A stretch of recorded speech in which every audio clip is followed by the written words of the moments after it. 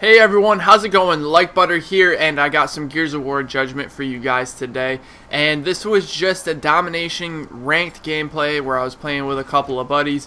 We don't end up actually winning this match, but it's very, very close and very, very down to the wire, so I thought I'd post it anyways. But I have a specific topic that I want to talk about today. As you can see in the in the title of the video, it says, "Are games these days worth $60?" Now, when Gears of War 3 came out, I made a lot of videos and made a lot of discussion topics in my videos to interact with my subscribers and my fans and people who watch my videos. And I want to hear your opinion. I'm going to give my opinion on this side, and I want to hear what you guys have to say back. So make sure to drop a comment in the comment section below. Okay, so my argument is that there are games coming out these days, for example, Gears of War, Halo, Call of Duty, and I'm not just ragging on these games, okay? Of course, Gears of War is one of my favorite series of all time. Halo, same thing, one of my favorite series of all time. I'm not ragging on these series individually or directly. I'm just using them as an example to make my point towards games that are coming out these days. So, Gears of War Judgment was released 2 days ago. It was released with only 4 maps for TDM and Domination, and also I even think Free-for-All. It also had 2 maps for Overrun, I believe, and Survival, I think.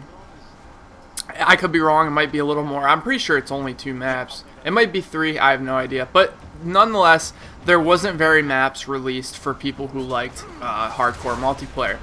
Another thing, only 4 game types were released. Now, of course, I'm talking straight up as the game is, without any downloadable content, anything like that. Of course, with the DLC coming out April 2nd, there's also new maps coming out, a couple new game modes. But I'm saying on the game as the original disc, okay? Now, Halo 4. I thought Halo 4 was an awesome game. When the game came out, I was enjoying it a lot. I was playing it a lot. What I noticed is that the maps got very, very dull. I believe it was only released with like 6 maps. It felt like 4 because, like, especially Haven. Like, that's all I remember from Halo 4 is Haven. It was one of my favorite maps when the game came out, and then it got so overplayed that it just wanted to fucking put me to sleep. So they also didn't have that many game types. I remember it all being on one menu. So I want to talk about some games that came out back when I was a little kid that I used to play on PlayStation 2 and compare them to the games that are being released these days. And it seems like these days games are being released for $60, but in order to feel like you get the entire game, you have to buy all of the downloadable content that comes with it. So when it comes to Call of Duty, you end up paying probably close to $120 for all the DLC. And for Gears of War, obviously, for this game, it's $80. The same thing was for Gears of War 3. And I was actually pretty, pretty happy and pretty satisfied with the amount of maps that were in Gears of War 3. I think about 10 came on the disc, something like that, and then a lot came in DLC, and some of the DLC was free, so that's good. But I want to read off a list for you very quickly. I'm just going to look at my computer. Okay, now what I'm going to read off are the maps that were in SOCOM 2 US Navy SEALs. And for those of you who don't know, I've mentioned this before, this was probably my favorite game of all time because it was the game that I grew up and played. It was my first competitive online multiplayer game that I've ever played. This game was being played when Game Battles was just created. Like, I have a friend who I used to play SOCOM 2 with who knew the person who came up with the idea for Game Battles. So this is a long ass time ago, guys. Back when the team who lost had to report the loss or else it got disputed. It was crazy back then. Okay, so here are the maps. Frostfire, Blizzard, Night Stalker, Desert Glory, Rat's Nest, Abandoned, Ruins, Blood Lake, Bitter Jungle, Death Trap, Sandstorm, Fishhook, Crossroads, Fox Hunt, The Mixer, Vigilance, Requiem, Guidance, Chain Reaction, Sujo, Enowapi, and Shadow Falls. That's 22 maps that were released on the game the second that the game was released. No DLC, no extra money needed, and I believe this SOCOM U.S. Navy SEALs was about $50 back, because I think PS2 games were $50 when they came out, which is close to what $60 is to us today, considering inflation and stuff like that. So that's 22 maps, and also there was, for game modes, there was Suppression, Demolition, Extraction, Breach, Escort, and there was also a Respawn game mode as well. So it just seems like back then we were receiving so much more for a lower amount of money, and the same goes for Halo. Halo 2 had a shit ton of maps. They were releasing free downloadable content. They were basically just like, here, listen, we made new maps. We want you to enjoy it. We want our people that bought the game to enjoy our new maps. And, I was happy that Gears of War 3 did like a free downloadable content. They're also going to be doing it for Gears of War Judgment. But I'm looking at this as a whole. Like, are games really worth $60 compared to how much we were receiving on the original disc back in PS2 days? And my answer to that is no, I don't believe so. Like, there's so many things that they could have done for games like Gears of War Judgment and Gears of War 3. Like, put some of the old maps back into the game. Like, it can't be very hard to do a remake. You already have the design down. And you already have, like, basically the, like, not only the design, but you have the dimensions of what the map needs to be in order to create it.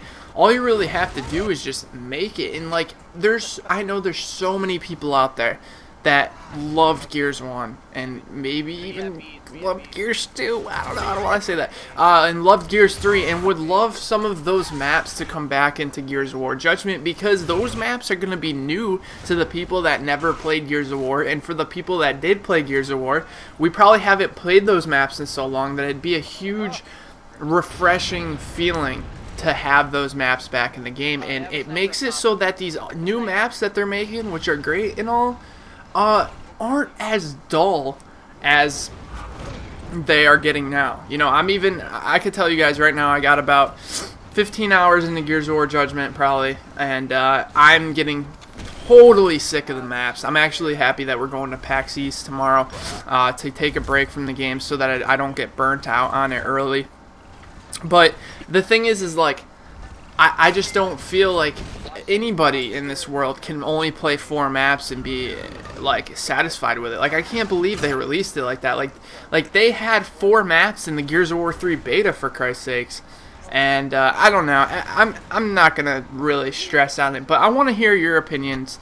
Do you think that the games around this time that are being released are worth $60? I know, especially with this new thing, how I actually didn't see Gears of War Judgment do it, but a lot of games that are going to be released for the new Xbox, is it 720? I don't even know. But the new generation system for Xbox is going to have a pass that comes with each game, and you're not going to be able to play online unless you have that pass. So what that's going to do is that's going to give GameStop a huge hurt in money, because they're not going to be able to take games that are used and basically resell them, and you can't really lend it to a buddy without lending your Xbox, because you have to redeem that code on the Xbox that you're going to be playing the game.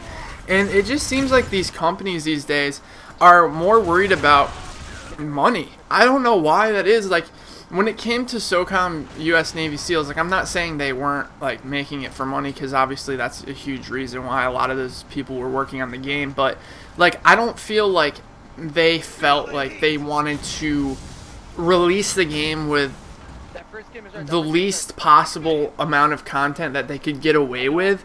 And I feel like these other series now that already have the popularity and they know that they're going to sell a lot, that they're just kind of squeezing games out and not really giving us fully what we deserve, It's almost like the company doesn't have to really fight to be on top anymore. Like, the company doesn't really need to win you over because you're already won over.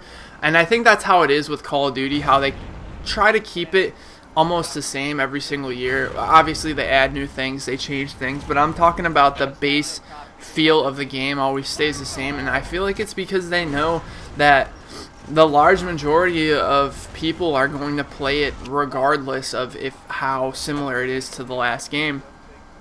But at the same time, keep the people who didn't want anything changed satisfied. So I don't know. It's kind of weird, a weird topic to think about. But it's kind of strange that I haven't seen anybody on YouTube really bring it up in a commentary and have it the main focus of the video. And I just think it's something to think about, because we have to think in the future, guys.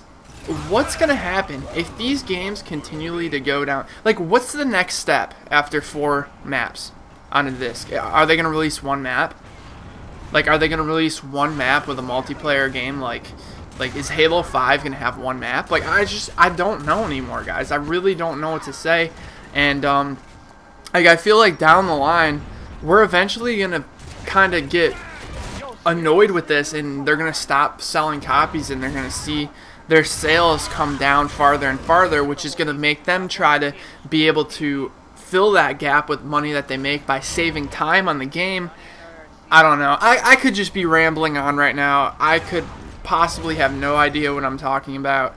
I don't know. I do know that SOCOM 2 brought a lot of maps from SOCOM 1, but like I said, that's something that they should be doing in the games in this as well. And I know Halo 4 was trying to make their own identity, and they didn't want to bring back some of the old maps, but you have to think about the community. Like, what would the community want? The community would want Lockdown and Blood Gulch and like Guardian, all those maps coming from recent Halos to come back, because that's what they loved and what they played. So let me know in the comment section below, guys, what you think. If you agree with me, make sure to drop a like on this video. As you can see, we lost a very, very close match on Streets, but we worked decent as a team, and we're still learning the whole domination thing. We had like a streak of like 8 wins, so I'm not too worried about it. But if you missed my free-for-all gameplay yesterday, I will put the annotation on screen right now. You can click that, go right over there. I want to apologize for my nasally voice. I just woke up a little bit ago, and I can feel it all in my sinuses, but I'll try to take some pills or something. But anyways, thanks for watching, guys, and I'll talk to you next time.